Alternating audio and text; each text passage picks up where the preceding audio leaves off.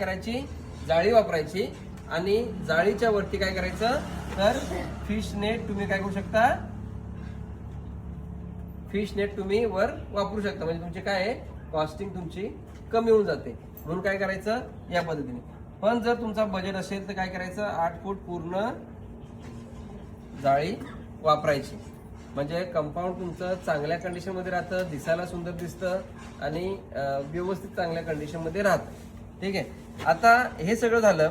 याच्यानंतर आपल्याला आपल्या कोंबड्या काय असतं की जरी तुम्ही 8 फूट जरी कंपाऊंड केलं तरी आपल्या कोंबड्या बाहेर उडून जाऊ शकतात, बाहेर उडून जाऊ शकतात. त्या जाऊ नये. किंवा आपल्याकडे हिरवा चारा जो आहे हा बऱ्यापैकी संपलेला असतो आणि बाहेर पक्ष्यांना हिरवा चारा दिसतो तेव्हा पक्षी उडून जाण्याचा प्रयत्न करतो.